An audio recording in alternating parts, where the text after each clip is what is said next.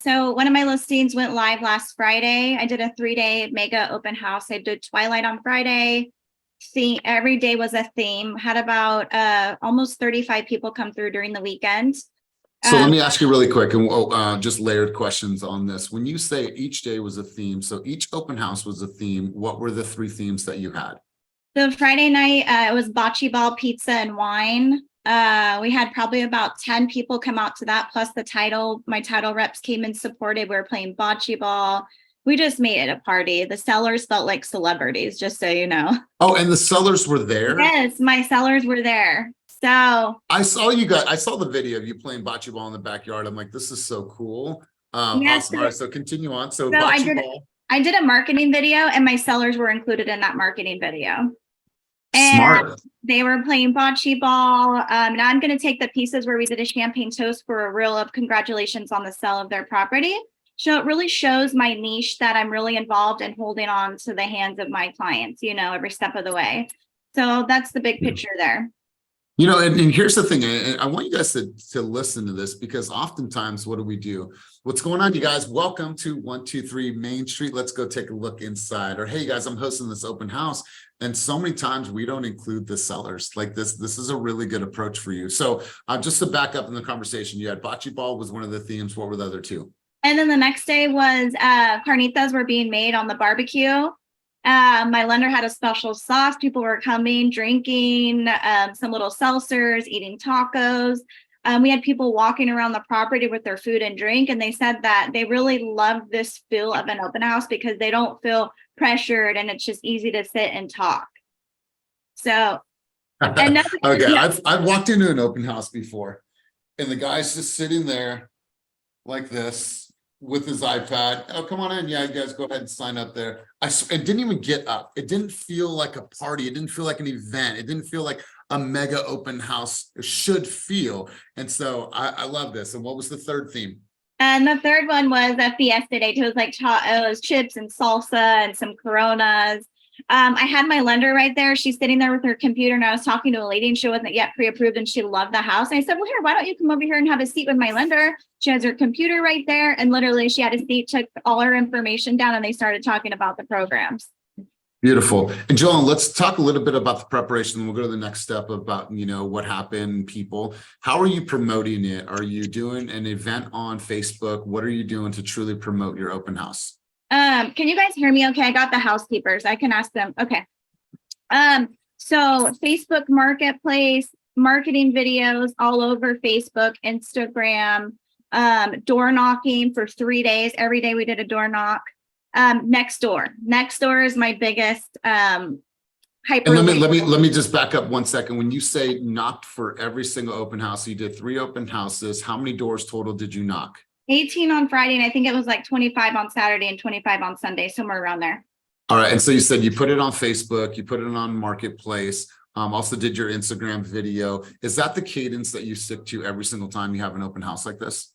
Yes. And next door, because next door, this is our neighbor in our community. So it goes on there. They get invited to the open houses for the entire weekend. And I've already done an estate sale. So most of these neighbors already know what I'm doing because they see that's my process. Every time I have an estate sale, it shows that I have a new home coming to market. That's beautiful. Yeah. Beautiful. So let's talk about the results. What happened? Yeah. So the results are, so Tuesday, I did an offer deadline, got in a couple offers. This one family was just really hard at working, but their agent lowballed us $70,000.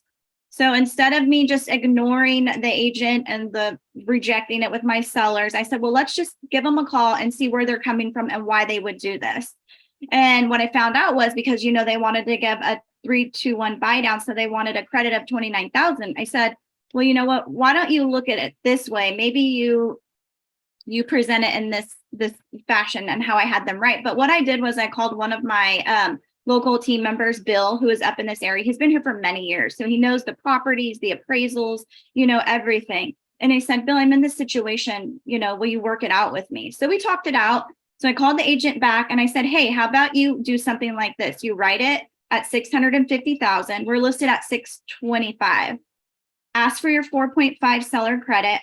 We have $30,000 in inspections that need to be repaired. Okay. So I said, waive the inspections, come up with 3% EMD within 24 hours. And then you might have a really strong offer. They did exactly what I said. My sellers loved it, and we got them into contract. Wow. Wow. I love this. I love this. How many people came through total? So you had, was it two offers or 3 offers? We had 2, and it was about, 2. Awesome. And then how many leads did you gain from your 3 open houses that are So in your CRM? That's another thing. So I had buyers calling me wanting to go directly to me because they said that their realtor, they've just been getting written out. They're not getting anywhere. They're not showing up to the appointments. I got 3 brand new buyers, and I could have double-ended it, but I said I had Bill actually talk to those 3 buyers because yes, I could represent them, but I didn't feel I could do it clean or fairly, but yet I could still be a part of it. So I have 3 new buyers. Wow. Yes, let's give her some congratulations. Let's give her some love. I mean, a few things to take away from this conversation. Not only is she a great negotiator, but all the prep work that it takes to do a very successful open house. This is not about scurrying. This is not about a frantic pace 1 hour before to go put your signs out on the corner, and you're in your heels, and now you're sweaty and you're trying to get back in your car, and then you get to the open house and there's already a car in front, and you got to go inside and you got to put all your stuff down and you're not prepared, and now people start coming in and you're at this frantic pace. Has anybody ever ran an open house like that before? Let's be real. Let's be honest. Yeah, that back happens. in the day. Exactly.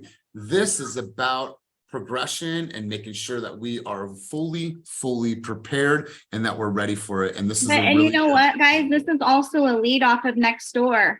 This is another listing I got off next door in 2 months.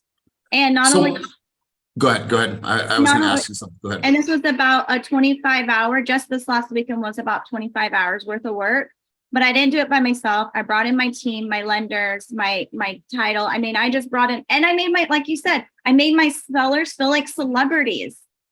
They felt so good. And their daughters in Redwood City, they work for Google. I mean, they have 2 other daughters that want me to sell their house now in Auburn and Loomis.